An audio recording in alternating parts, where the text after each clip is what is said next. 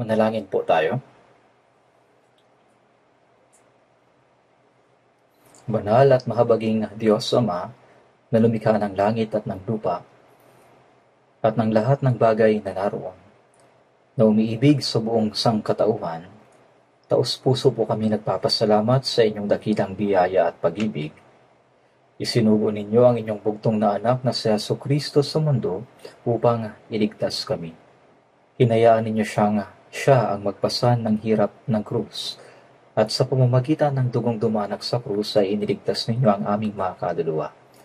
Salamat po sa pagbibigay sa amin ng buhay na pag-asa sa langit at sa pagpapalago ninyo sa amin sa loob ng Iglesia, na lagi kaming sinasamahan, iniingatan at ginagabayan hanggang sa araw na kami ay pumunta sa langit.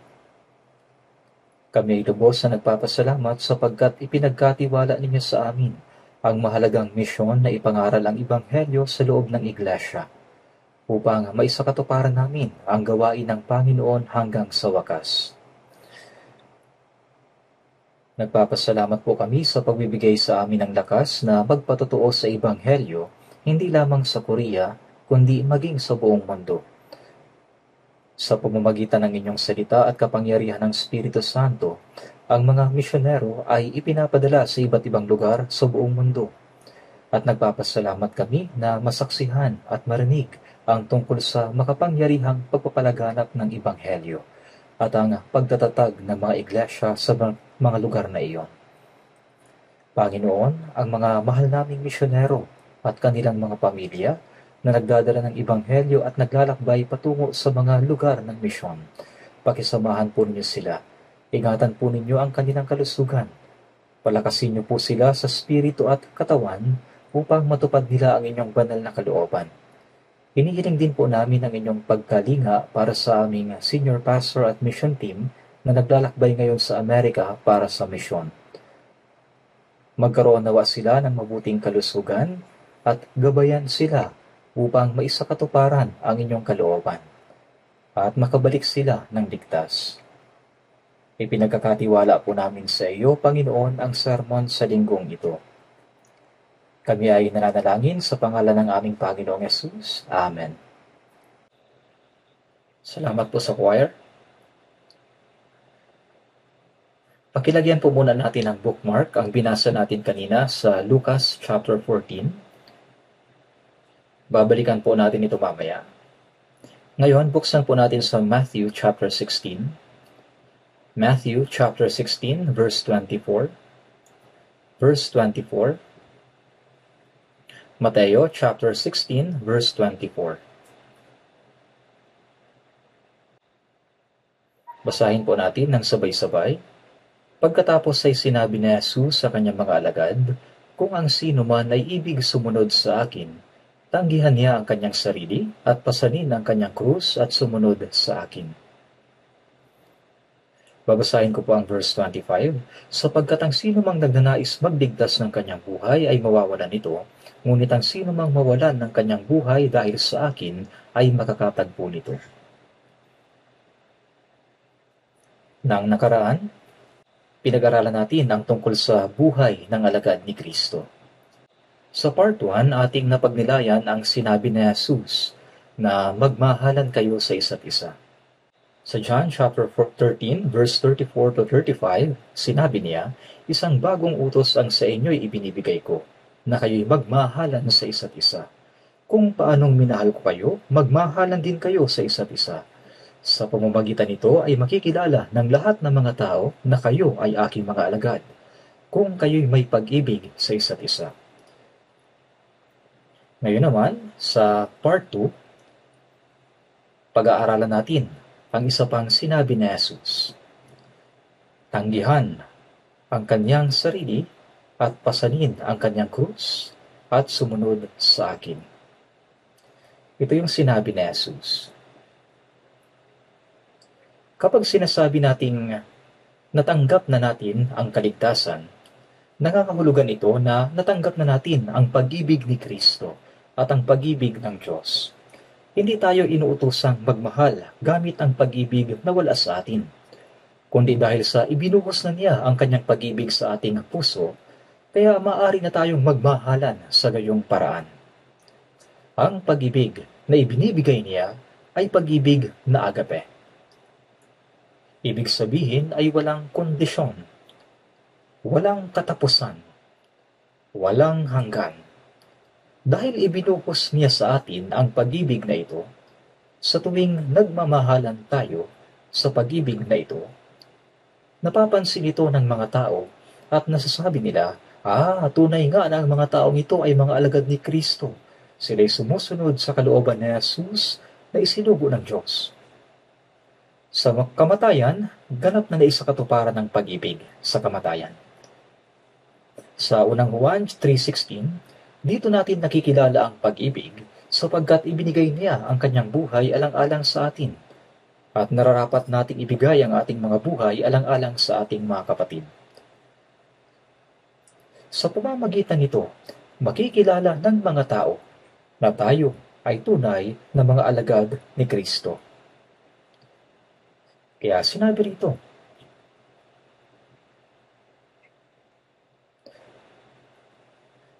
sa mga Kristiyano, kapag hindi nila lubos na tinanggap ang kapatawaran ng mga kasalanan, wala silang kapayapaan sa kanilang puso at puno sila ng paghihirap at pasakit. Ibinigay sa atin ng Diyos ang salita ng pakikipagkasundo at nais niya na ang lahat ng mga tao ay maipagkasundo sa Kanya. Pagkatapos na mabuhay na muli, ang unang salitang sinabi ni Jesus ay sumainyo ang kapayapaan. Ito ang unang sinabi ni Jesus. Tinawag niya tayo upang itapon ang lahat ng kabalisahan, kalungkutan, depresyon, at mga negatibong emosyon at magkaroon sa Kanya ng kapayapaan. Kaya kahit na isang araw lang ang ating buhay, nais ng Diyos na mamuhay tayo ng may tunay na kapayapaan. Yan ang dahilan kung bakit niya isinugo si Jesucristo. At inuutosan din niya tayo na ibahagi ang pag-ibig at kapayapaang ito sa ibang mga tao. Ang pag-ibig na ito ay hindi lamang upang matanggap ang kapatawaran ng kasalanan at magkaroon ng mapagpatawad na puso. Ito rin ay upang makapaglingkod tayo sa ibang tao. Tinawag tayo upang maglingkod. At ang paglilingkod ay isinasagawa sa pamamagitan ng mga kamay at paa. Kaya nga sinabi ni Jesus sa Mateo 10:42, sino mang magbigay ng kahit na isang basong tubig na malamig sa isa sa maliliit na ito sa pangalan ng isang alagad, tiyak na hindi siya mawawalan ng kanyang gantimpala.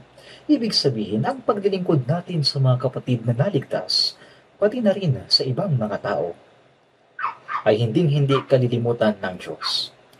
Hindi natin dapat baliwalain ang katotohanan ito. Kaya hindi nakakalimutan ng Diyos. Maaring may ilang Kristiyano na namumuhay para sa kanilang sarili. Kaya nga naiwawala nila ang walang hanggang gantimpala na nais ibigay ng Diyos. At namumuhay sila sa kalungkutan at pagmumulila. Dapat tayong makalaya sa ganitong uri ng pamumuhay. Ang paraan upang mapatunayan nating tayo mga alagad ni Kristo ay ang pagsunod sa kanyang utos na magmahalan sa isa't isa. Ibig sabihin, mamuhay tayo na nagpapatawad at naglilingkod sa ating kapwa. Ipinakita sa atin ng Panginoon ang kanyang dakilang pag-ibig sa pamamagitan ng kanyang kamatayan upang tayo'y maligtas. At silang tunay na nakaunawa sa pag-ibig na iyon ay may kakayahang magmahal sa iba, sapagkat ibinuhos niya ang kanyang pag-ibig sa ating puso. Kaya nga binasa natin ang unang Pedro chapter 1 verse 22 na nagsasabing, ngayong nilinis na ninyo ang inyong mga kaluluwa sa pamamagitan ng inyong pagsunod sa katotohanan. Ibig sabihin, sa pamamagitan ng pakikinig sa salita ng katotohanan, ang ebanghelyo ng kaligtasan, at sa pagsunod sa salitang iyon, nilinis na ang inyong mga kaluluwa. At bilang resulta, kayo ngayon ay may tunay na pag-ibig sa isa't isa. Ibig sabihin, binigyan tayo ng Diyos ng kakayahang magmahalan sa isa't isa nang walang pagkukunwari. Dapat tayong sumunod sa salitang ito, tama? mag-ibigan sa isa't isa ng buong alab mula sa dalisay na puso. Subukan natin gawin ito. Ito ang panawagan ng Diyos. Kung gagawin natin ito, makikita natin kung ano ang tunay na kaligayahan. At ang layunin ng paglikha ng Diyos sa tao ay maisa sa katuparan. Kaya nang nakaraan, sa part 1 ng Buhay ng Alagad ni Kristo, ito ang mga salitang ating napag-aralan. Ngayon, sa part 2, nabasa natin na kailangan nating tanggihan ang ating sarili, pasanin ang sariling krus, at sumunod sa Diyos. Ang salitang ito ay makikita natin sa Lucas chapter 9. Tingnan po natin. Lucas chapter 9. Lucas chapter 9, verse 23. Lucas chapter 9, verse 23. Basahin natin ng sabay-sabay. At sinabi niya sa lahat, kung ang sino man ay nagnanais sumunod sa akin, tanggihan niya ang kanyang sarili at magpasan ng kanyang krus araw-araw at sumunod sa akin. Ang talatang ito ay nakasulat din sa Mark 8:34. At doon, ganito ang sinabi. Tinawag niya ang maraming tao, pati ang kanyang mga alagad. Kaya hindi lang para sa mga tao ang sinabi ni Jesus, kundi para rin sa mga alagad na nasa gitna ng karamihan. Tinawag niya ang maraming tao, pati ang kanyang mga alagad. At sa kanila'y sinabi, kung ang sino man ay nagnanais sumunod sa akin, siya ay tumanggi sa kanyang sarili, pasanin ang kanyang krus at sumunod sa akin. Ang buhay pananampalataya ay buhay ng pagsunod sa Panginoon. Sinabi niya na kung ang sino mang nagnanais sumunod sa kanya ay kailangang tumanggi sa kanyang sarili. Ano ba ang ibig sabihin ng tanggihan ang sarili? Ang ibig sabihin nito ay isantabi ang sariling kagustuhan, pagnanasa, plano, at maging karapatan. Ang lahat ng ito ay kailangang isuko at itapon upang sumunod, magpasakop, at magpasailalim sa kalooban ng Diyos. Ang pagsuko ng buong pagkatao at buhay sa kalooban ng Diyos. Yan ang pagtanggi sa sarili. Hindi lang ito tungkol sa pagiging mapagpakumbaba o maamo. Sa mas malalim na kahulugan, ito ang tuluyang pagtalikod sa isang buhay na makasarili. Ito ay pamumuhay na nakasentro sa salita ng Diyos. Sinusunod ang direksyong ipinapakita ng salita ng Diyos. Ito ang ibig sabihin ng tanggihan ng sarili. Upang magawa ito, ang puso natin ay dapat na maiayon sa puso ni Jesucristo. Kung ang puso ni Jesus ang susubukan nating iayon sa puso natin, hindi ito mangyayari. Tama ba? Ang puso natin ang dapat na maiayon sa puso ni Kristo. Kaya nga sinabi tungkol kay David sa Gawa 13:22 na siya ay isang lalaking kinalulugdan ng aking puso. Ibig sabihin, ang puso ni David ay naging kaayon ng sa Panginoon. Ang puso niya ay naging tugma sa kalooban ng Diyos. Ganoon din si Solomon. Nang humingi siya ng karunungan, sinabi sa unang hari 3:10, ikinalugod ng Panginoon na ito ang hiningi ni Solomon. Kaya nga kailangan nating iayon ang ating puso sa puso ni Jesucristo. Si Jesus din ay mayroong sariling pagnanais. Ngunit para sa kaligtasan ng sanlibutan, nagpasakop siya sa kalooban ng Diyos. Sinabi sa Lucas 22:42, gayunmay huwag ang kalooban ko ang mangyari, kundi ang sa iyo. Iniayon niya ang kanyang puso sa kalooban ng Diyos. Ganito ang pagtanggi sa sarili. Kaya sa Filipos, magkaroon kayo sa inyo ng ganitong pag-iisip na kay Kristo Jesus din naman, na siya, bagamat nasa anyo ng Diyos, ay hindi niya itinuring na isang bagay na dapat panghawakan ang pagiging kapantay ng Diyos, kundi hinubaran niya ang kanyang sarili at kinuha ang anyong alipin na naging katulad ng tao. Ito ang halimbawa ng tunay na pagtanggi sa sarili. Sa halamanan ng Getsemani, bago siya ipinako sa krus, siya ay nanalangin habang ang mga alagad ay natutulog. Sa Mateo 26:39, siya ay nanalangin na nagsasabi, Ama ko, kung maaari, lumampas sana sa akin ang kopang ito. Alam ni Jesus ang sakit na idudulot ng krus. Gayon may hindi ang ayon sa ibig ko, kundi ang ayon sa ibig mo. Ganap niyang tinanggihan ang kanyang sarili at iniayon ang buong puso sa kalooban ng Diyos. Ganito ang ibig sabihin ng tanggihan ang sarili. Ganap niyang tinanggihan ang kanyang sarili at iniayon ang buong puso sa kalooban ng Diyos. Paano naman si Apostol Pablo? Si Apostol Pablo ay maraming maipagmamalaki sa laman. Ang kanyang pinagmulan, edukasyon, posesyon at mga nagawa. Sa paningin ng tao, ang lahat ng ito ay pawang kapuri-puri. Subalit ang lahat ng iyon na kapaki-pakinabang para sa kanyang sarili ay itinuring niyang basura lamang. Itinapon niya ang lahat ng iyon at lubos na ipinagkaisa ang sariling puso sa puso ni Kristo. Tingnan po natin sa Filipos chapter 3. Filipos chapter 3.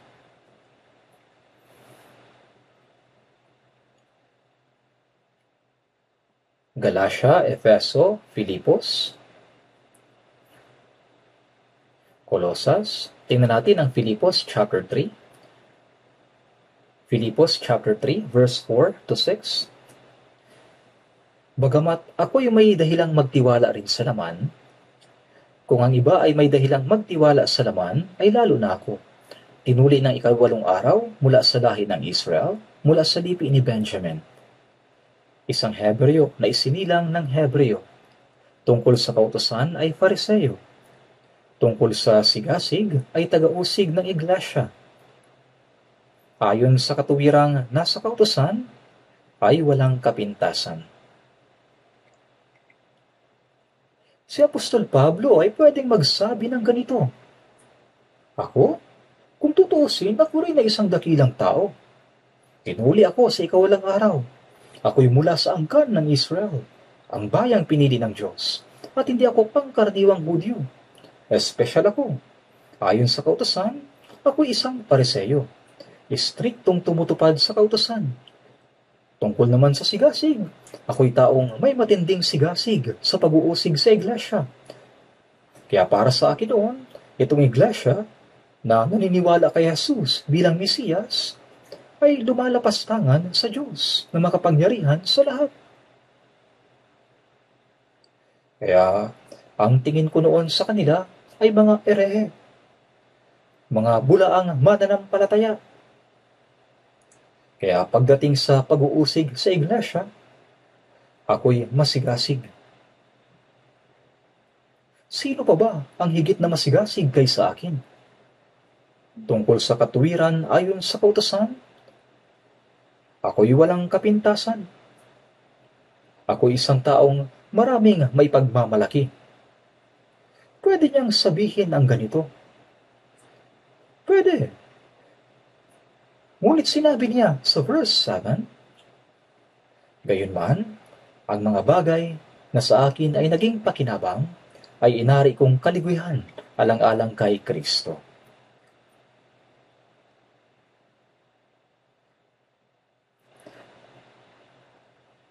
Ang mga bagay na sa akin ay naging pakinabang ay inari kong kalugihan alang-alang kay Kristo. Ang lahat ng mga bagay na gusto kong ipagmalaki noon, kung ihahambing sa ginawa ni Jesucristo at sa kaalaman tungkol sa Kanya, ay napakawalang halaga. Sobrang hamak at walang anumang saysay. Kaya nga, hindi ko na dapat ipagmalaki ang mga iyon. Sinabi ni Pablo, ang lahat ng mga bagay ay inari kong kalugihan, dahil sa higit na kahalagahan na makilala si Kristo Jesus na Panginoon ko. Alang-alang sa Kanya ay tiniis ko ang kalugihan ng lahat ng mga bagay. Kaya kong itapon ang lahat ng ibang bagay. Inari kong basura lamang. At ako'y matagpuan sa Kanya na lumalapit taglay ang katuwiran ni Kristo, ang katuwiran ng Diyos. Wala akong sariling katuwiran. Sa verse 9, At ako'y matagpuan sa Kanya na walang sarili kong katuwiran na mula sa kautusan, kundi ang katuwiran sa pamamagitan ng pananampalataya kay Kristo, ang katuwirang buhat sa Diyos na batay sa pananampalataya. Mayroon din tayong katuwirang ito. Taglay din natin ito. Ang dahilan kung bakit tinatawag tayong matuwid sa harap ng Panginoon ay dahil sa ibinigay niya sa atin ang katuwiran ni Kristo. Kung gaano natin naipapamuhay ang katuwiran ni Kristo sa mundo, ganoon din ang magiging gantimpala natin pagharap natin sa Panginoon. Kaya hindi lang niya inalis ang ating mga kasalanan. Hindi lang niya tayo ginawang walang sala. Ibiniis rin niya sa atin ang katuwiran ni Kristo. Isinasabuhay natin ang katuwirang ito sa pamamagitan ng pagtanggi sa ating sarili. Itinatakwil natin ang lahat ng mga bagay ukol sa ating sarili. At sa katuwirang ito, buong tapang tayong namumuhay sa mundong ito, gamit ang katuwirang ito. Kaya nga si Jesucristo ay nabubuhay sa loob ko. Ito ang pinakamarangal na bagay. Si Apostol Pablo ay namuhay na araw-araw niyang pinapatay ang kanyang sarili upang sumunod kay Kristo. Kaya sa unang Korinto, chapter 15, verse 31, kanyang sinasabi,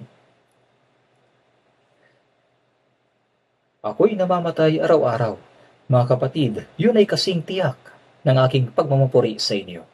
Isang pagmamupuri na aking ginagawa kay Kristo Jesus na aking Panginoon." Sinasabi niyang siya'y namumuhay araw-araw na tinatanggihan ang sarili at sumusunod sa Panginoon. Ang pagtanggi sa sarili ay ang pagtalikod sa sariling kaisipan, plano at katigasan ng ulo. Ito ang pagsuko ng sarili sa plano ni Kristo. At sa ganitong paraan, maraming tao ang maaakay sa daan ng buhay at katuwiran sa pamamagitan ng pagtanggi sa sarili. Kaya nga sinasabi sa Biblia sa awit 37:5, "Ipagkatiwala mo ang iyong lakad sa Panginoon, magtiwala ka sa Kanya, at siya'y gagawa. Ipagkatiwala mo ang iyong lakad sa Panginoon." Pero hindi tayo nagtitiwala sa Panginoon. Sinusubukan nating gawin ang mga bagay sa ating sariling isip at plano. Hindi ganyan ang pagtanggi sa sarili. Ang pagtanggi sa sarili ay ipagkatiwala mo ang iyong mga lakad sa Panginoon. Sa Kawikaan 16:3, italaga mo sa Panginoon ang iyong mga gawa at magiging matatag ang iyong mga panukala. Maging sa lipunan, trabaho o negosyo, italaga mo ang iyong gawa sa Panginoon at magiging matatag ang iyong panukala. Totoo ito. Sa Roma 12:19, "Mga minamahal, huwag ninyong ipaghiganti ang inyong sarili, kundi ipaubaya iyon sa galit ng Diyos." Ibig sabihin, ipagkatiwala mo ang lahat sa kalooban ng Diyos. Ito ang gusto ng Diyos. Ito ang pagtanggi sa sarili. Kaya nga, yung gawing masunurin ang ating pag-iisip kay Kristo, ito ang paraan upang tanggihan ng sarili. Hindi ito madali. Tingnan natin sa Biblia, sa unang Korinto, chapter 10. Ikalawang Korinto, chapter 10. Ikalawang Korinto, chapter 10, verse 3.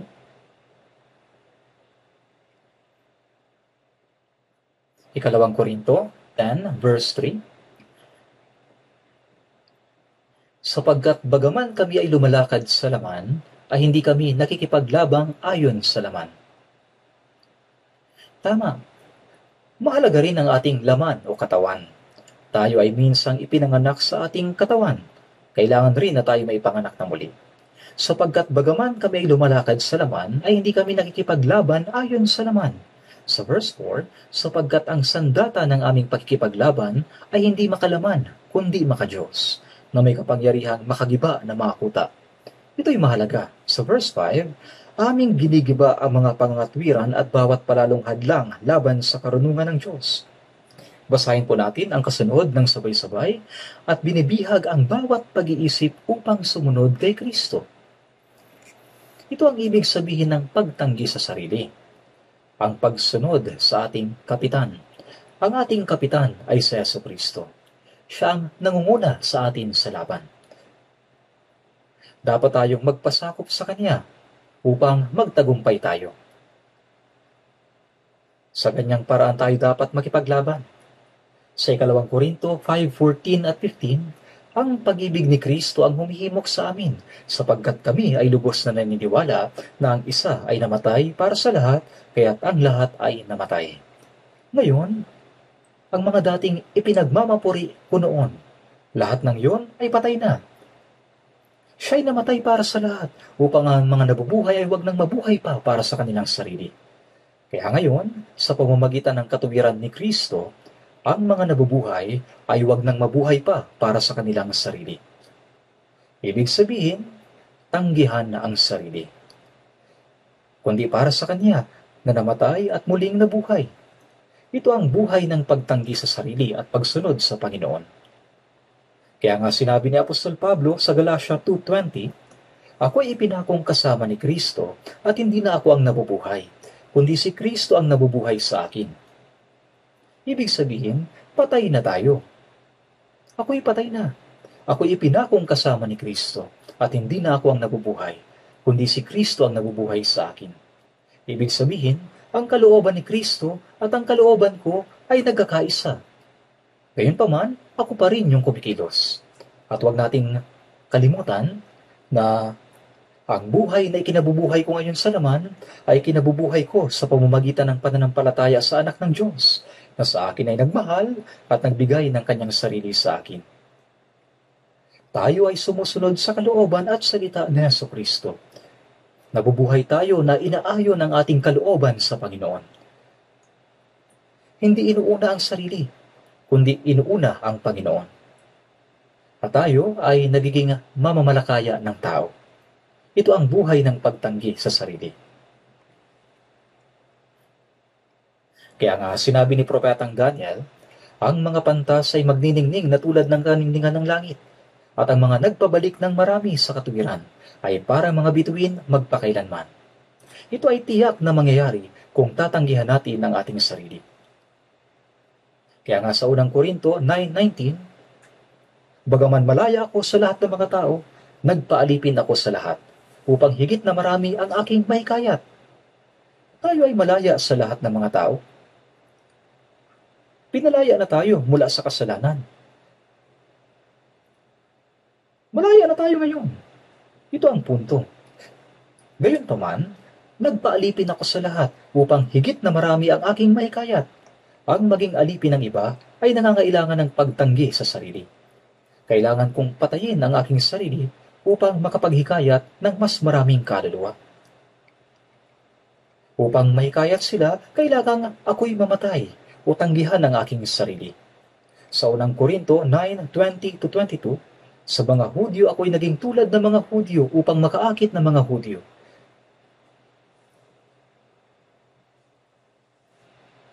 Kaya,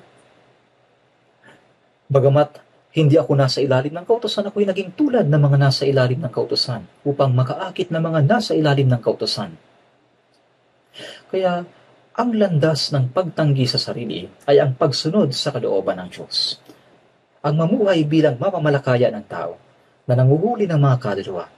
Iyan ang sinasabi sa unang Korinto 9:23. "Ginawa ko ang lahat ng mga bagay dahil sa Ebanghelyo upang ako'y magkaroon ng bahagi sa mga pagpapala nito." Itinakwil ni Pablo ang sarili niyang dangal at prestiheyo. At buong puso niyang ipinahayag at isinabuhay ang pag-ibig ng Panginoon.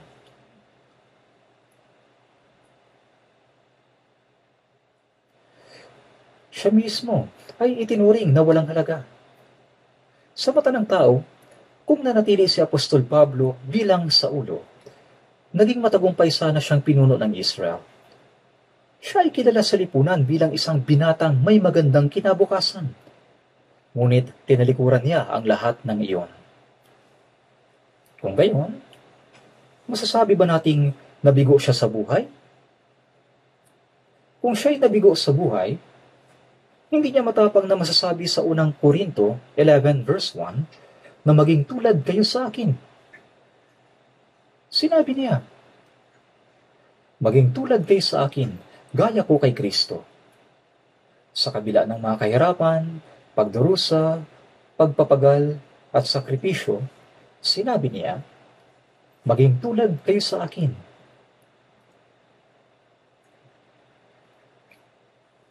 Maging tulad kayo sa akin, gaya ko kay Kristo. Tingnan natin.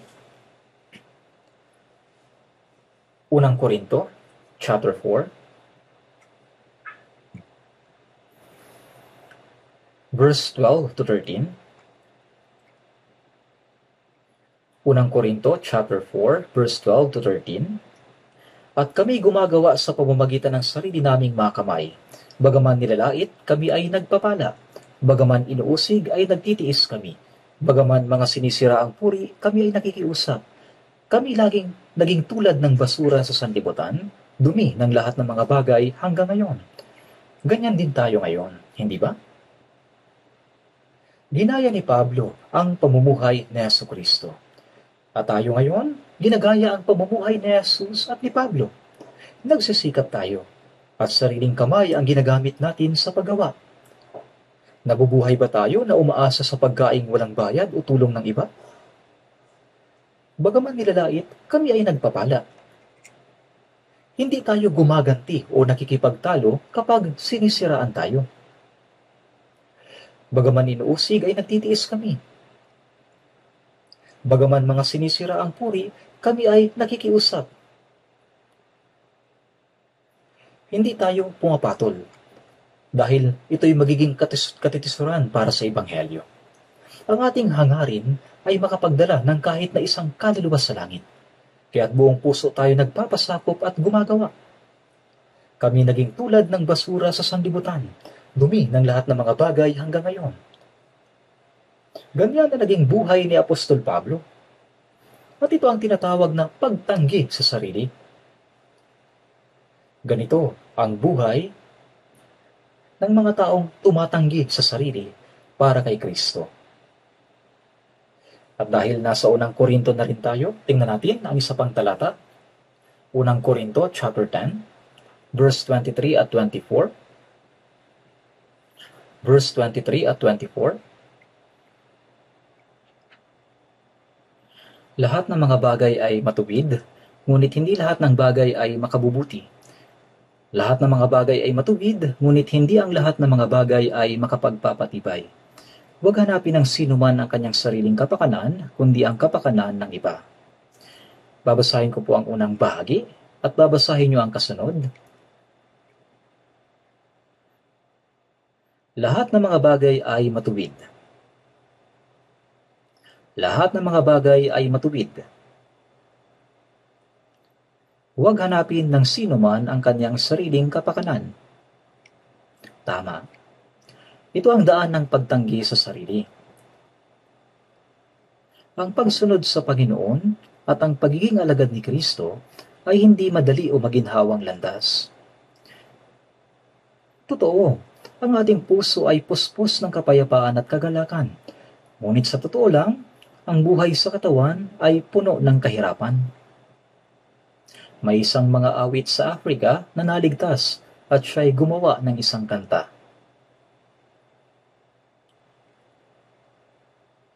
Sabi niya, I cry, cry, cry. Ako'y umiiyak, ako'y umiiyak, ako'y umiiyak. Ang aking puso ay masaya at may kagalakan. Ngunit kapag nakikita ko ang mga magulang kong hindi ligtas, ako'y umiiyak. At muli, I cry, cry, cry. Ako'y umiiyak. Ang aking puso ay masaya at puno ng pag-asa. Ngunit umiiyak ako sa tuwing nakikita ko ang mga kaibigan kong patungo sa impyerno.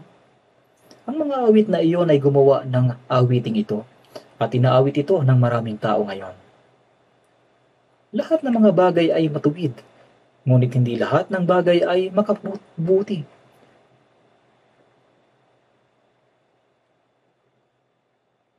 Lahat ng mga bagay ay matuwid, ngunit hindi ang lahat ng mga bagay ay makapagpapatibay. Huwag hanapin ng sino man ang kanyang sariling kapakanan, kundi ang kapakanan ng iba. Ang layunin natin ay ito. Hayaang ang isang tao ay mabalot ng pag-ibig natin. at sunod ng pag-ibig ng Diyos. Upang maunawaan niya ang katotohanan, tumanggap siya ng kaligtasan at makasama natin sa langit magpakailanman. Yan ang kahulugan ng pagtanggi sa sarili. Ang pagtanggi sa sarili ay pagsuko sa lahat ng bagay na nasa iyo. Lahat ng plano para sa sarili, personal na mga pangarap, mga pagnanasa, maging sariling opinyon at katigasan ng ulo, ito ay ang pagpapasakop sa salita ng Panginoon at pamumuhay alinsunod dito. Nabubuhay pa rin tayo sa parehong mundo, ngunit iba na ang ating patutunguhan. Iba na ang ating pag-iisip sa pag-iisip ng mga tao sa mundo. Kahit pareho tayong kumakain ng pagkain, magkaiba na ang ating layunin. Ang isa'y kumakain upang magkaroon ng lakas para makipagtalo.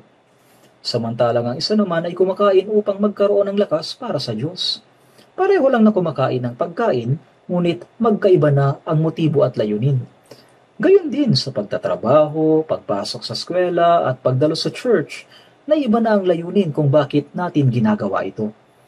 Kailangan nating mamuhay na tumatanggi sa ating sarili. Upang mangyari ito, kailangan nating lubos na magpasakop sa kalooban ng Panginoon.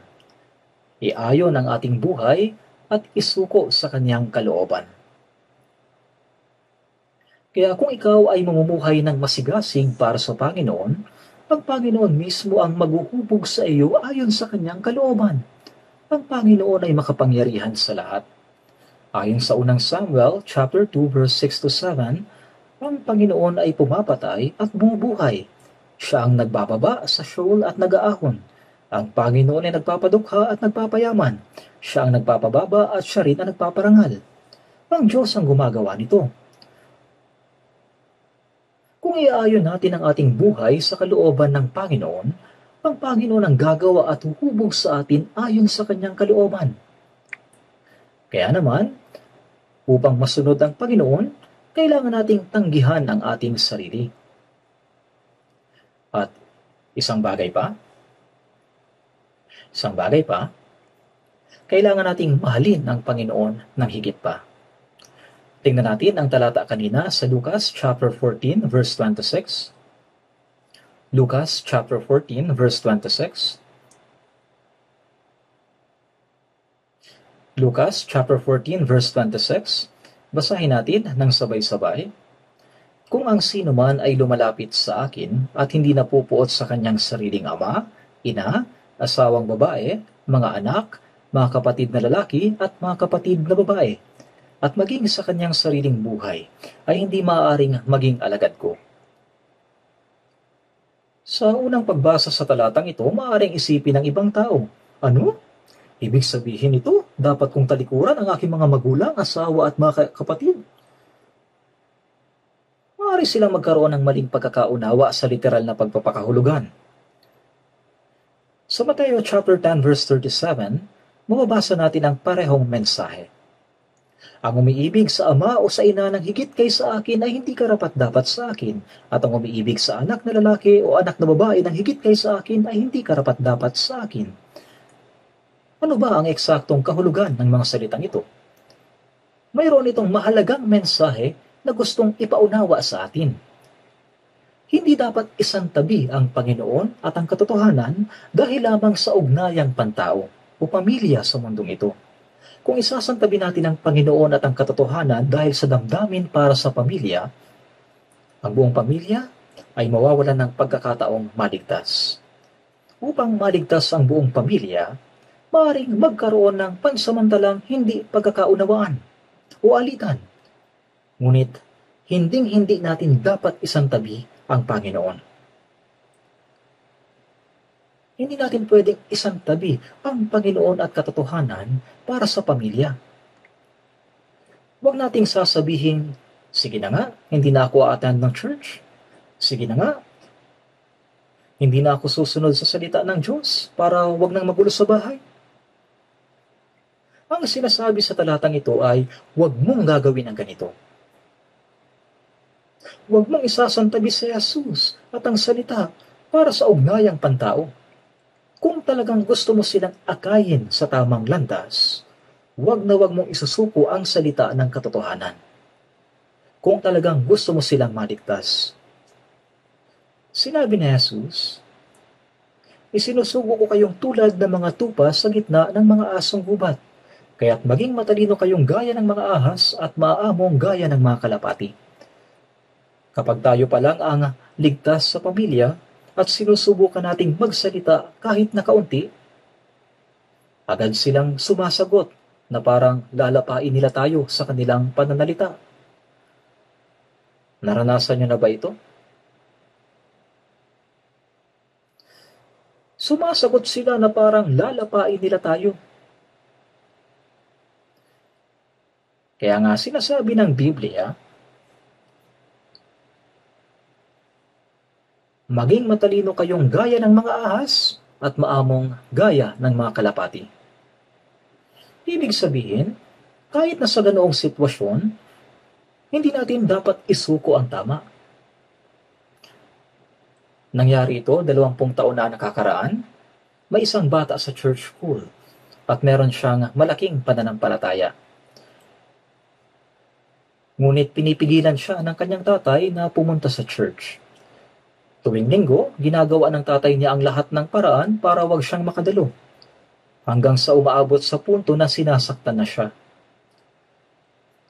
Itong batang babae ay matalino. Sinasabi niya sa kanyang tatay, "Tay, lalabas po muna ako at mag-aaral sandali kasama ng kaibigan ko." Pagkatapos ay pumupunta siya sa church. Pumupunta siya sa church at umiiyak sa fellowship. Pinunit ng tatay niya ang kanyang Biblia. Minsan pa nga, itinapon sa tubig, kaya umalsa ito. Pagkatapos ay dala niya yung basang-basang Biblia sa church.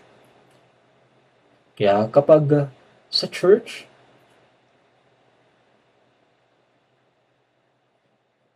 may mga Bibliang sira na o walang may-ari, kinukuha ito ng church school teachers, inaayos at ibinibigay sa kanya para naman meron siyang magamit.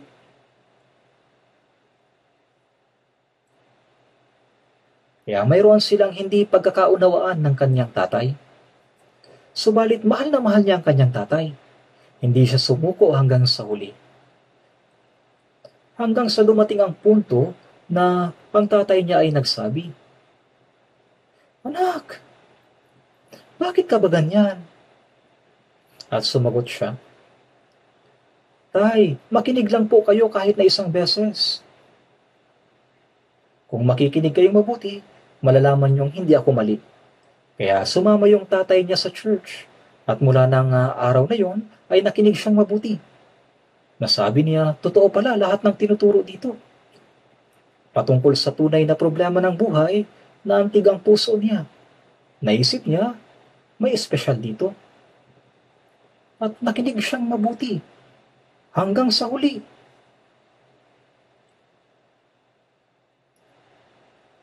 At natanggap niya ang kaligtasan. Lumingon siya sa kanyang anak at sinabi, "Patawad, anak ko."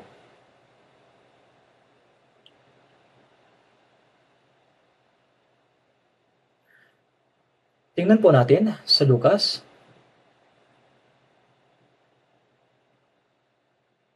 chapter 14.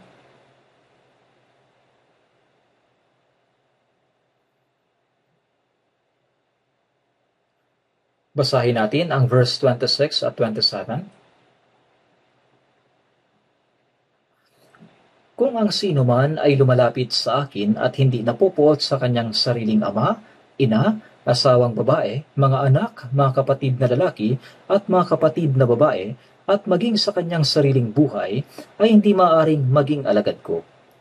Sino mang hindi nagpapasan ng kanyang sariling krus at sumusunod sa akin ay hindi maaaring maging alagad ko." Ang batang sister na ito ay tumanggi sa kanyang sarili at nagpasan ng sariling krus. Siya ay sumunod sa Panginoon ng may katapatan hanggang sa huli. Ganito ang buhay ng isang tunay na alagad. Tama?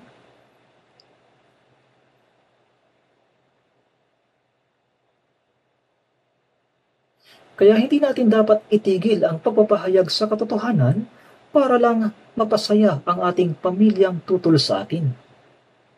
Dahil sa mahal natin ang ating pamilya, dapat maging matalino tayo.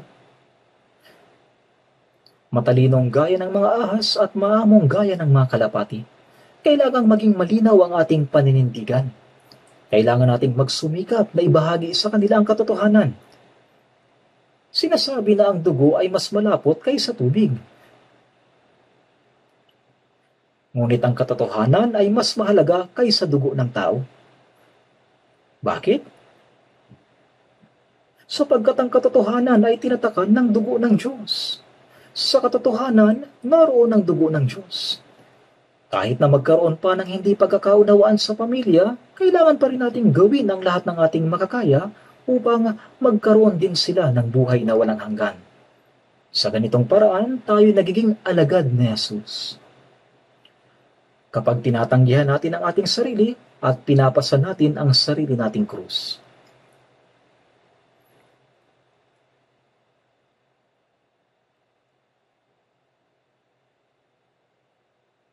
Tingnan natin sa Mateo chapter 10, verse 34 hanggang 37. Mateo chapter 10, verse 34 hanggang 37. Huwag ninyong isiping pumarito ako upang magdala ng kapayapaan sa lupa. Hindi ako pumarito upang magdala ng kapayapaan, kundi ng tabak. Sapagkat pumarito ako upang paglabanin ang lalaki at ang kanyang ama, ang anak na babae at ang kanyang ina, at ang manugang na babae at ang kanyang biyanang babae. At ang magiging kaaway ng tao ay ang sarili niyang mga kasambahay. Ang umiibig sa ama o sa ina ng higit kaysa akin ay hindi karapat-dapat sa akin. At ang umiibig sa anak na lalaki o anak na babae ng higit kaysa akin ay hindi karapat-dapat sa akin. Ang umiibig sa ama o sa ina ng higit kaysa akin ay hindi karapat-dapat sa akin. Tama. Huwag ninyong isiping pumarito ako upang magdala ng kapayapaan sa lupa. Hindi ako pumarito upang magdala ng kapayapaan, kundi ng tabak. Siyempre, siya'y naparito upang magdala ng kapayapaan. Ngunit para sa kapayapaang iyon, minsan may dalang tabak. At ang tabak na iyon ay ang salita ng Diyos. Ang pagparito niya ay magiging sanhi ng hindi pagkakasundo sa loob ng pamilya. Ipinapahayag ng talatang ito na tiyak na magkakaroon ng hindi pagkakaunawaan, di ba? Ngunit pagdating sa pananampalataya, hindi tayo dapat sumuko o magpaapekto. Sa halip ay dapat nating harapin o gawin ang mga bagay ng may karunungan. Huwag nating ituon ang ating pansin sa mundong ito na iilang dekada lang, kundi sa buhay na walang hanggan. Kaya nga sinabi ni Apostol Pablo sa mga taga-Galasya na ipinako sa krus ng mga na kay Kristo Jesus ang laman na kasama ang masasamang pagnanasa at kahalayan nito. Tama. Sa awit 73:25, anong mayroon ako sa langit kundi ikaw? At liban sa iyo wala akong anumang ninanasa sa lupa. Kaya sinabi ni Apostol Pablo, kung nabubuhay tayo, sa Panginoon tayo nabubuhay, o kung namamatay tayo, sa Panginoon tayo namamatay. Kaya mabuhay man tayo mamatay, tayo'y sa Panginoon. Ganito yung sinabi niya. Kung nabubuhay tayo, sa Panginoon tayo nabubuhay.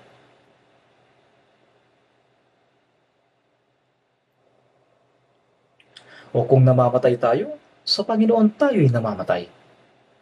Mabuhay man tayo mamatay, tayo'y sa Panginoon. Kaya nabubuhay tayo para sa Panginoon. Ngunit ang pamumuhay para sa Panginoon, sa katunayan ay para rin sa ating sarili. Ito ang tamang paraan ng pamumuhay. Kaya bilang mga Kristiyano, hindi lang tayo dapat tumitingin sa nasa malapit, kundi dapat tayong tumingin ng malayo. Hindi tayo dapat nakatuon lamang sa buhay sa mundong ito. Talagang kailangan nating tumingin sa malayo, hanggang doon sa kaharian ng langit. Pagkatapos nating maligtas, huwag tayong mamuhay na abala lamang sa mga pansariling gawain, kundi mamuhay tayo ng may pananaw na nakatuon sa malayo. Tulad ng sinasabi sa 2 Pedro, Sabi ron, kailangan nating itayo ang tore ng pananampalataya o mga palapag ng pananampalataya. Unti-unti natin itong itinatayo. Tingnan natin sa ikalawang Pedro, chapter 1, verse 5 to 7. Ikalawang Pedro, chapter 1, verse 5 to 7. Ikalawang Pedro, chapter 1, verse 5 to 7. At dahil dito, gawin ninyo ang lahat ng inyong makakaya na tustusan ang inyong pananampalataya ng kabutihan. Ang kabutihan ng kaalaman, ang kaalaman ng pagpipigil, ang pagpipigil ng pagtitiis, ang pagtitiis ng pagiging makadiyos. At ang pagiging makadiyos ng pagmamahal sa kapatid, at ang pagmamahal sa kapatid ng pag-ibig. Sa verse 8 at 9, basahin natin, sapagkat kung ang mga bagay na ito ay nasa inyo at dumarami, hindi kayo magiging mga walang saysay o mga walang bunga sa pagkakilala sa ating Panginoong Jesucristo. Sapagkat sino mang wala na mga bagay na ito ay bulag, at ang nasa malapit lamang ang nakikita, at nakalimutan na siya ay nilinis mula sa kanyang dating mga kasalanan. Sapagkat kung ang mga bagay na ito ay nasa inyo, ano itong mga bagay na ito? Ito ang 7 palapag ng pananampalataya na binanggit sa verses 5 to 7. Sa kaso ko, tinatandaan ko ito sa pamamagitan ng acronym sa Korean. Dokjijul in Gyong Usa. Kaya una, sa ibabaw ng pananampalataya, kabutihan. Sunod ay kaalaman, sunod ay pagpipigil, sunod ay pagtitiis, sunod ay pagiging makadiyos, sunod ay pagmamahal sa kapatid, at pagkatapos ay pag-ibig. Kaya ang mga bagay na ito ay nasa inyo. Tama. Ang mga bagay na ito ay nasa atin. Sapagkat sino mang wala ng mga bagay na ito ay bulag. Kaya nga ang 7 bagay na binanggit ko, ang 7 palapag ng pananampalataya, ano ang mga nakapaloob dito? Hindi lang mga panloob na bunga ng Espiritu, kundi maging panlabas na bunga ng Espiritu. Hindi tayo mawawala ng bunga. At ang lahat ng ito ay dahil sa mayroon tayong pag-ibig kay Kristo. Ito'y dahil sa mayroon tayong pag-ibig kay Kristo. Kaya nga ang Panginoon ay patuloy na nagtatanong. Ang muling nabuhay na si Jesus ay nagpakita sa tabing dagat ng Galilea, sa mismong lugar kung saan niya unang tinawag si Pedro. At doon, tinanong niya si Pedro na nagkaila sa kanya ng 3 ulit. Hindi siya tinawag sa pangalang Pedro, kundi sa dating pangalang Simon, na sinasabi, Simon, anak ni Juan, minamahal mo ba ako ng higit kaysa mga ito? Bago si Jesus namatay sa krus, sinabi niya, kayong lahat ay tatalikod dahil sa akin sa gabing ito. Ngunit si Pedro ay 3 ulit na nangako na hindi kita ipagkakaila.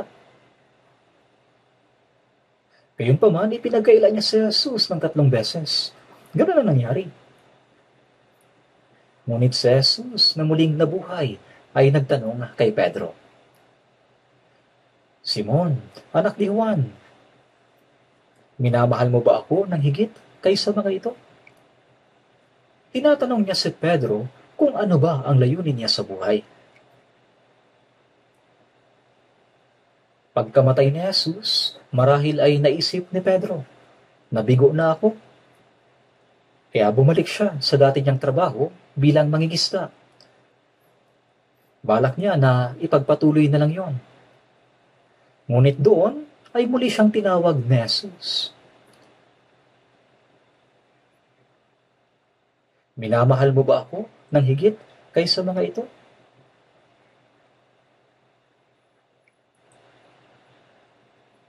Muli siyang tinawag ni Jesus. Kung wala tayong pag-ibig sa Panginoon, magiging mahirap ang ating buhay pananampalataya. Ang kaluwalhatian na ibibigay sa atin ng Panginoon ay higit pa sa kaluwalhatian ng mundo. Si Jesucristo ay higit na mahalaga kaysa sa buong mundo. Kaya mas mahalaga na makamtan si Jesus kaysa makamtan ang mga bagay sa mundo. Si Jesus ay higit na mas mahalaga kaysa sa buong mundo. Minamahal mo ba talaga si Jesus? Opo, Panginoon, nalalaman mo na minamahal kita. May mga Hudyo din noon na naniwala kay Jesus. Noong panahon niya, tingnan natin sa John chapter 12. John chapter 12.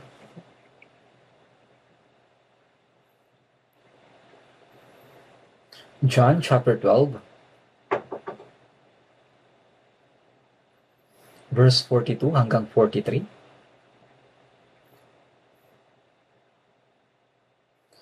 John chapter 12, verse 42 hanggang 43, basahin po natin ng sabay-sabay. Gayunman, maging sa mga pinuno ay maraming sumampalataya sa kanya, subalit dahil sa takot sa mga Fariseo ay hindi nila ito ipinahayag. Baka sila'y mapalaya sa sinagoga sapagkat inibig nila ang papuri ng mga tao kaysa papuri ng Diyos.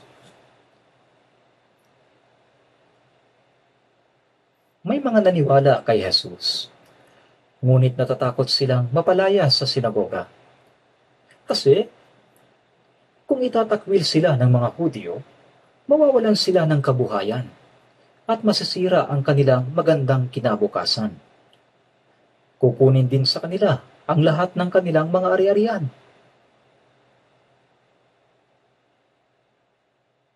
Kaya mas pinahalagahan nila ang kaluwalhatian mula sa tao at magandang kinabukasang matatanggap nila, sapagkat inibig nila ang papuri ng mga tao kaysa papuri ng Diyos. Mas pinahalagahan nila ang kaluwalhatian mula sa tao.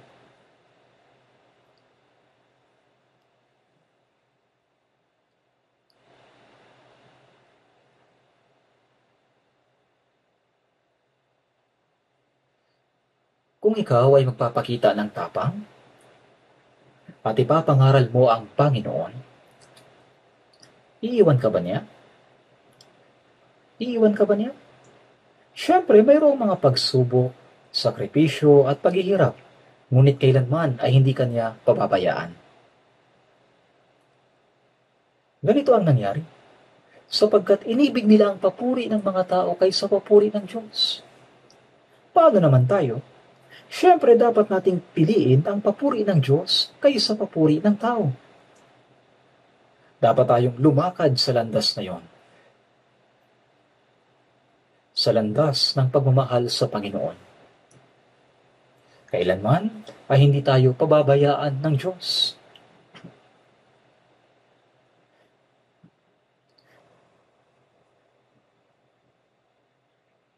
Sa awit 37:25, sinabi ni David, "Ako'y naging bata at ngayon matanda na, gayon may hindi ko nakita na ang matuwid ay pinabayaan. Ni ang kanyang mga anak ay namamalimos ng tinapay. Iniingatan tayo ng Panginoon, kasama natin siya. Kaya huwag nating pansinin ang mga mata ng mundo. Huwag nating itaguyod ang sarili nating dangal." Sinabi ni Jesus, ang umiibig sa kanyang buhay ay mawawalan ito. At ang napupuot sa kanyang buhay sa sanlibutan ito ay may ingatan ito para sa buhay na walang hanggan.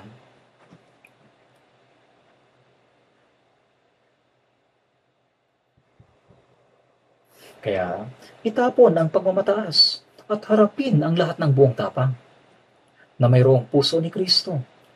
Kung magkagayon, ang pangakong maiingatan ito para sa buhay na walang hanggan ay matutupad para sa atin.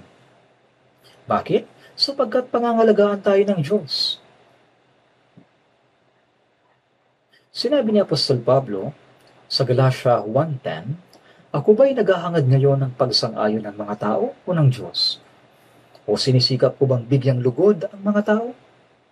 Kung ako'y nagbibigay lugod pa rin sa mga tao, hindi sana akong naging alipin ni Kristo."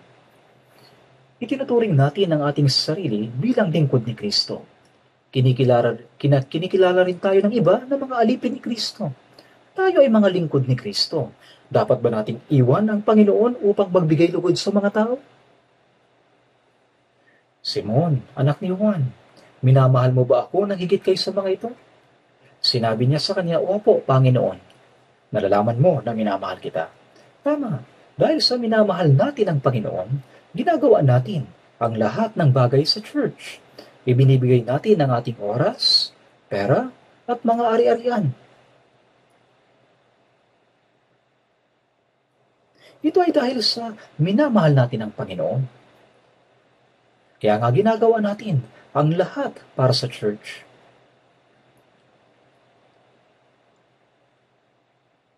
Dahil sa iniibig natin ang Panginoon. Dahil sa minamahal natin ang Panginoon. Ang Panginoon ay kasama natin maging sa oras na ito. Minsan isinasakripisyo natin ang ating buhay at ginagawa ang lahat ng mga bagay na may pagkukusa. Kahit na napakahirap. Lahat ng mga brothers and sisters na naglilingkod, ang bawat isa sa kanila ay nagbibigay ng kanilang oras, pera, at lakas sa kanilang ministeryo. Ginagawa nila ito. Bakit? Sapagkat iniibig nila ang Panginoon. Ganito ang buhay ng isang alagad. At mayroon pang isang bagay na hinihiling ang Panginoon. Balikan natin sa Lucas chapter 14. Nilagyan natin ito ng bookmark kanina. Lucas chapter 14.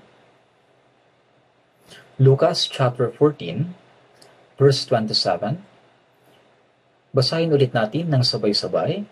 Sino mang hindi nagpapasan ng kanyang sariling krus at sumusunod sa akin ay hindi maaaring maging alagad ko.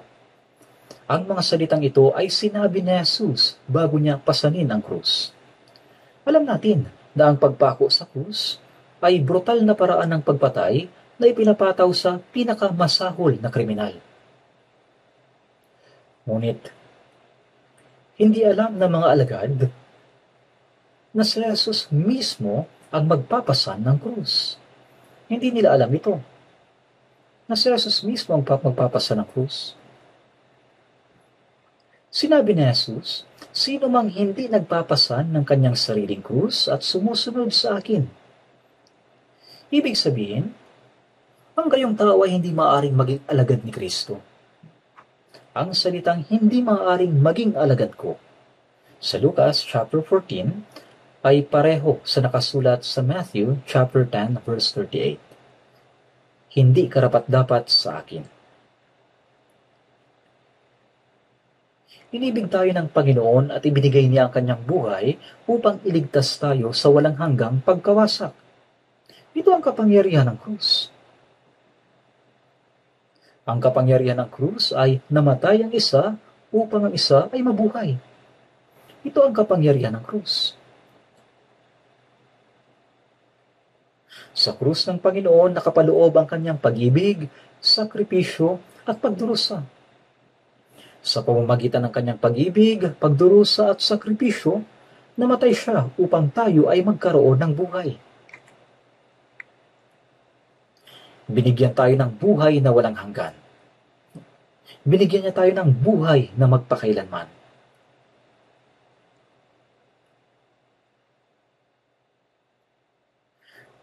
Si Churi, ang Korean name para kay Hoshino Tetsuro, na pangunahing tauhan ng Galaxy Express 999, ay umiikot pa rin sa kalawakan.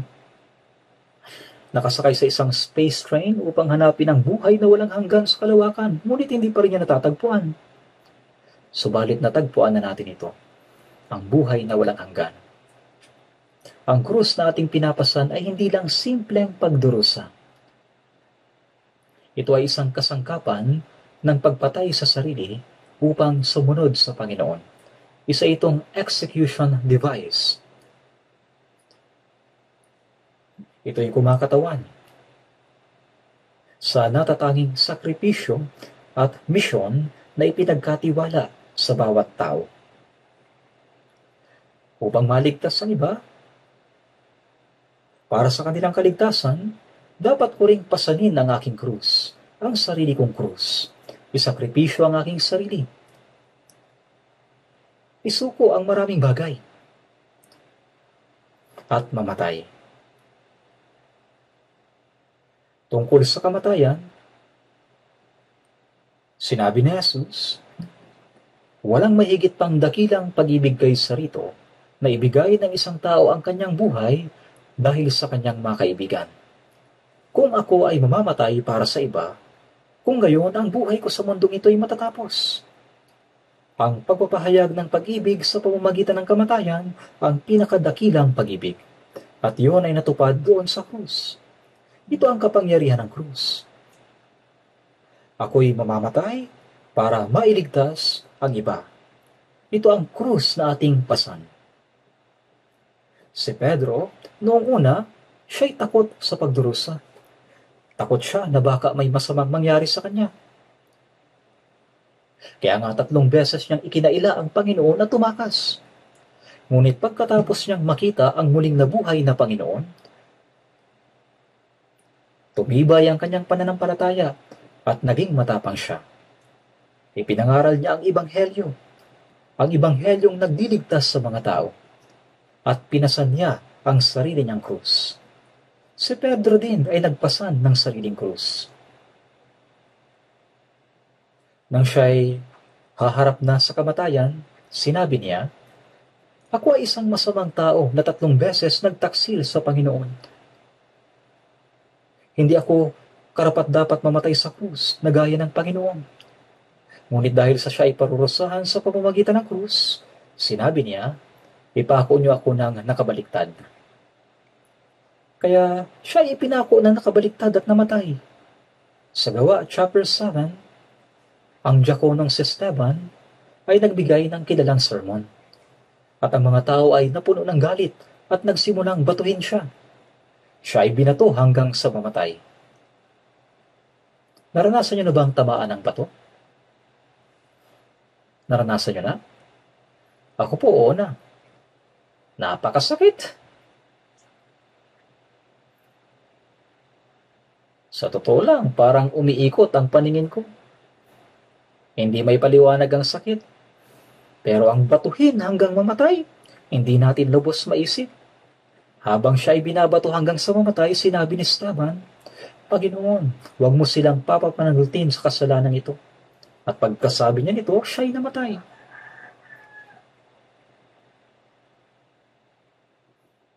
Siya ay namatay. Ito ang krus na pinasan ni Esteban. Ganoon din sa atin. Tayong lahat ay may kanya-kanyang krus na ipinagkaloob sa atin. Anong klase ng krus ang pinapasan ngayon ng mga alagad ni Kristo na nabubuhay sa panahong ito? Dahil sa utos na ipangaral ang Ebanghelyo hanggang sa dulo ng mundo, hanggang sa kaduluduluhang bahagi ng lupa. Maging sa ating iglesia, maraming misyonero ang isinusugo. Dala nila ang pasanin ng Ebanghelyo. Iniiwan nila ang buhay na kanilang nakagisnan at humahakbang sila patungo sa buhay na wala silang kasiguruhan. Ang tanging layunin lang nila ay ipangaral ang Ebanghelyo. Sa kanilang puso ay may hangarin na mamuhay para sa Panginoon. Naniniwala silang ito ang kanilang krus. Kaya naghahanap sila ng lugar kung saan sila mamamatay. Sa paghahanap ng lugar kung saan nila dadalhin ang krus na iyon, sila ay umaalis at lumalakad. At tayo naman, dahil may tiwala sa kanila, ay sumusuporta. Upang sumuporta sa likuran nila, tayo ay nagtitipon ng mga handog para sa misyon. At ipinapadala natin ito. Tulad noong panahon ni Apostol Pablo, nang ang mga taga-Filipos ay nagtipon ng handog upang ipadala para sa gawain ng misyon, ganoon din ang ginagawa natin. Ang mga mananampalataya sa buong mundo na namumuhay ng tapat sa pananampalataya ay nagdaranas ng mga pag-uusig sa kani-kanilang mga lugar. At kung minsan ay naharap sa panganib ng kamatayan, ang lahat ng ito ay para maipangaral ang Ebanghelyo.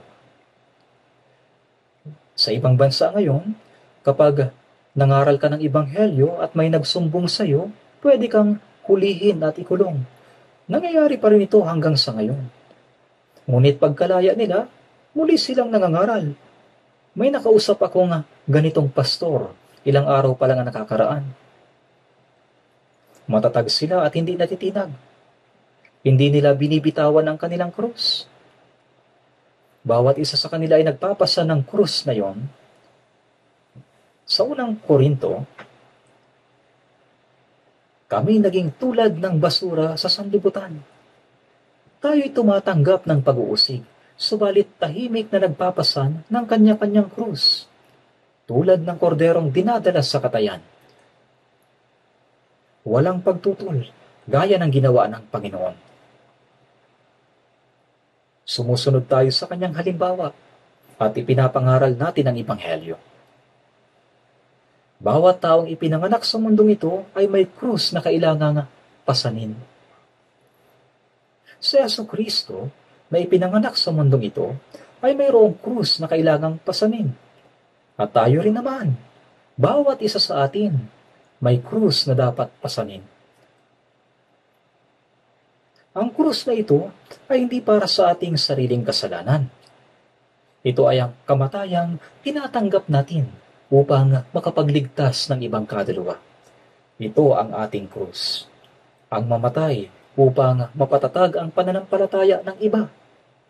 Ito ang ating krus. Ang mga kasalanang nagawa ng iba laban sa atin. Ito ang pinapasan natin sa krus natin. At tinatanggap natin ang hirap ng pag-aakyat sa bundok ng Golgotha.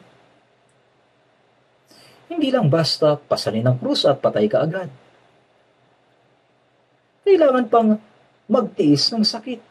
Sapagkat sa pamamagitan ng pagtitiis na yun, doon natin tunay na napapatawad ang kasalanan ng iba. May mga sandali na matindi ang kirot at pagdurusa habang pinapasa natin ang krus ng kasalanan ng iba. At tayo kailangang maipako. Hindi lang basta ipako at patay ka agad, kundi 6 na oras. 6 na oras ng paghihirap. Habang ang kasalanan ay unti-unting pinatatawad sa kaibuturan ng ating puso, 6 na oras na pagdurugo, pagtitiis ng matinding sakit hanggang sa huli. At hindi pwedeng sumuko. Hindi pwedeng magsabi ng ayoko na. Hindi ko na siya kayang patawarin. At pagkatapos ay bababa sa krus. Hindi. Sa mismong krus doon dapat matapos ang pagpapatawad. Dapat matapos doon hanggang sa wakas. At natupad na. Ito ang katuparan. Ganoon din sa ating krus. Kapag pinasan ko ang kasalanan o pagkakamali ng iba, magkakaroon ng panahon ng pagdurusa hanggang sa ito ay ganap na maalis. Ang sakit ng pagpasan dito, ang sakit ng pagkakapako, at ang labis na dalamhati at paghihirap hanggang sa dumanak ang tubig at dugo, lahat ng ito ay kailangan nating tiisin. Kapag ang lahat ng dugo at tubig ay dumanak na at tayo ay namatay, ang mga kasalanang ginawa ng iba laban sa atin ay ganap na nabubura. Hindi na natin naalala. At ang tunay na kapayapaan at pakikipagkasundo na galing sa Panginoon ay naitatag sa ating puso. Kaya sumainyo ang kapayapaan.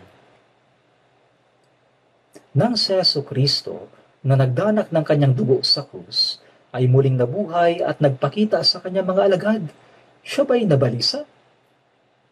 Siya ba'y nabagabag? Nabalisa ba siya? Siya ba'y nahirapan? Hindi siya nahirapan. Siya ay mapayapa. Siya ay kalmado. Kapayapaan ang iniiwan ko sa inyo, ang kapayapaang iyon, ang katahimikang iyon, ay dumarating lamang kapag pinapasa natin ang krus, ang sarili nating krus. Sa pagsunod natin sa landas na nilakaran ng Panginoon, tayo rin sa paglakad sa kaparehong landas ay maaaring maranasan ang kapayapaan, katahimikan, pakikipagkasundo, at kasiyahan na nadama mismo ng Panginoon. At upang makasunod sa Panginoon, tingnan natin sa Lucas chapter 14, verse 28. Sapagkat sino sa inyo na nagnanais magtayo ng isang tore ang hindi mo nauupo at aalamin ang magugugol kung mayroon siyang sapat upang matapos ito. Sa pagtatayo ng tore, kailangan ng maingat na pagpaplano. Ganoon din, kung nais nating sumunod sa Panginoon, kailangan ang pagpaplanong espiritual.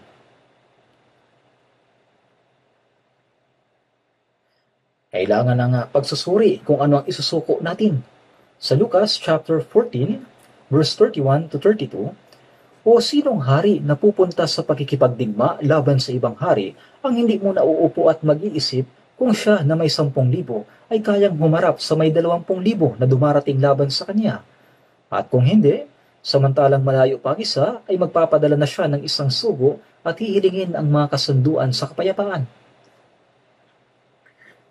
Mayroon lang akong 10,000 sundalo, pero ang kalaban may 20,000. Malinaw na kapag nakipaglaban ako, matatalo ako.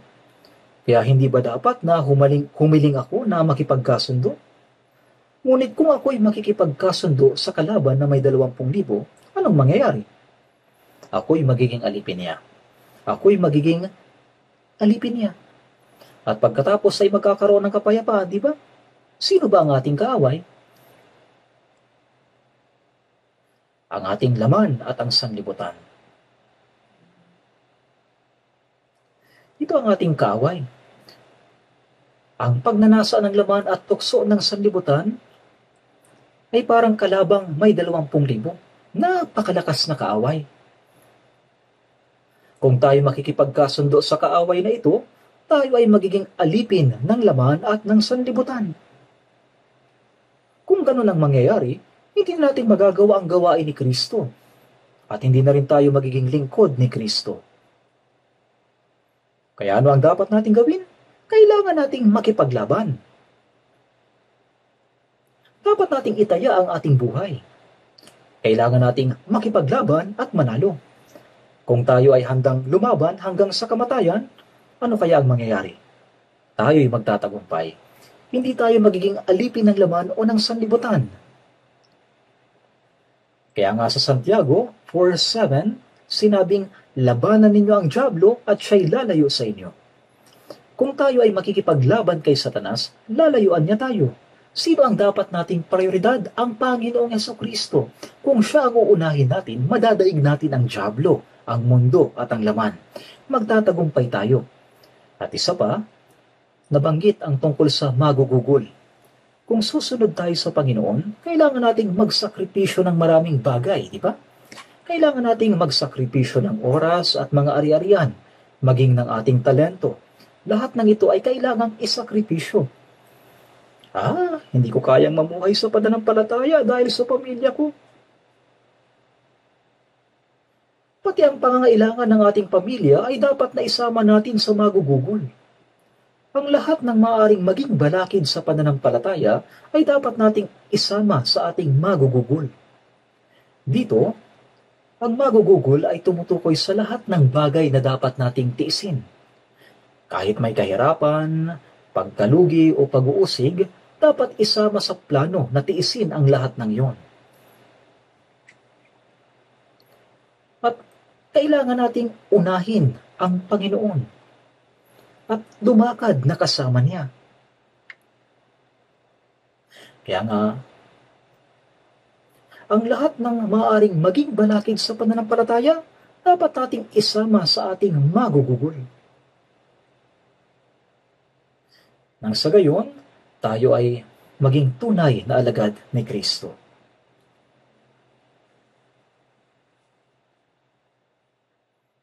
Tama ba? Basahin natin sa Lucas 14:33. Kaya't ang sino man sa inyo na hindi magtakwil sa lahat ng kanyang tinatangkilik ay hindi maaaring maging alagad ko. Tama. Sino man sa inyo. Ibig sabihin, walang exemption. Hindi magtakwil sa lahat ng kanyang tinatangkilik ay hindi maaaring maging alagad ko. Ano itong tinatangkilik? Ito ang ating kasakiman, kayabangan, posesyon, pagnanasa, pagmamataas, at mga bagay na gusto nating panghawakan. katulad ng kaginhawahan, katulad ng kayamanan. Ang lahat ng ito ay kailangan kong gamitin para sa Panginoon. Dapat nating ihandog ang lahat para sa Panginoon. Sinabi ni Mordecai kay Reyna Esther, "Sinong nakakaalam na kung kaya ka nakarating sa kaharian ay dahil sa pagkakataong ito?"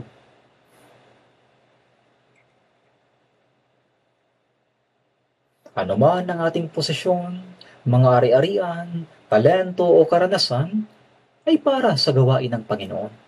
Kaya kapag sinabi ng Panginoon, kailangan sila ng Panginoon, kung gayon, kailangan natin itong ibigay sa Panginoon. Hindi natin dapat sabihin, akin lang ito, hindi ako pwede. Hindi natin dapat sabihin yan. Dapat nating bitawan ang ganitong pag-iisip. Ito ang ibig sabihin ng sino man sa inyo na hindi magtakwil sa lahat ng kanyang tinatangkilik ay hindi maaaring maging alagad ko. Ibinibigay natin ito para magamit ng Panginoon. Sa ganito tayo nagiging kanyang alagad. Ang awit 119 ay isang mahalagang chapter sa Biblia. Maraming nagsasabi na si David ang sumulat nito.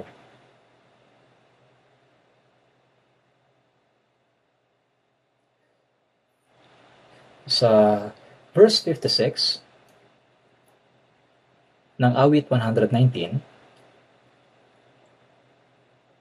sinabi, "Ito ang tinamo ko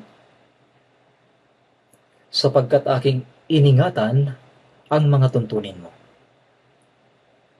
Ang pagsunod sa salita ng Diyos ang tunay kong pag-aari. Oo, pagharap natin sa Panginoon, yan lang ang mahalaga. Wala tayong anumang madadala mula sa mundong ito. Wala tayong madadalang anuman. Pero, meron tayong maihaharap sa Panginoon.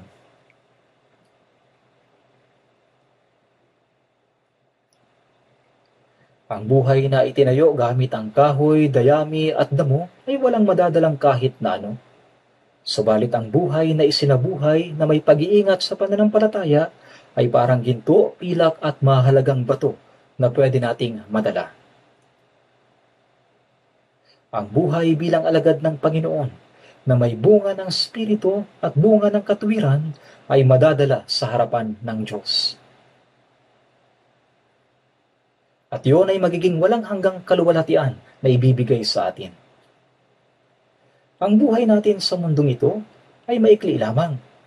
Ngunit ito ang magpapasya para sa ating buhay na walang hanggan. Yamang nalalaman natin ito, dapat tayong magtiis at magpatuloy na may iisang puso. Kahit na maraming sakripisyo, pagdurusa at pag-uusig ang pagdaanan natin, dapat magtiis at magpatuloy tayo.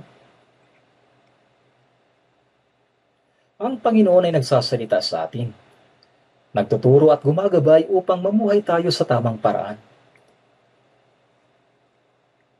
Ngayon, mayroon tayong paparating na summer retreat. Sa retreat na ito, dapat nating tanungin ang ating sarili. Ano ba ang dapat kong gawin sa retreat na ito? Ano ba ang papel ko? Paano ba ako makakapag-evangelize sa retreat? Paano ako makakatulong sa evangelism? Paano ako mananalangin? Paano ako magsasakripisyo? Gawin mo ang ayon sa sinasabi ng Panginoon sa puso mo. Sapagkat sinasabi ng Panginoon, nagagantimpalaan niya tayo. Ngayon ay pinag-aralan natin ang ikalawang bahagi ng buhay ng alagad ni Kristo. Napag-aralan natin ito sa oras na ito. Manalangin na po tayo. Ama namin sa langit, maraming salamat po Si Pedro ay sumunod sa yapak ni Jesucristo at ang mga naunang tagasunod sa pananampalataya ay sumunod din sa kanya. Ngayon, kami naman ang sumusunod sa landas na iyon. Amang Diyos, bilang mga alagad ng Panginoon, naway sundin namin ang iyong salita at ang inyong mga yapak. Pagpalain mo po kami sa spiritual at pisikal na aspeto ng aming buhay. Balutin mo po kami ng kapangyarihan ng banal na spirito at samahan mo po kami upang kami magtagumpay sa lahat ng aming ginagawa. Dalangin po namin ito sa pangalan ng Panginoong Yesus. Amen.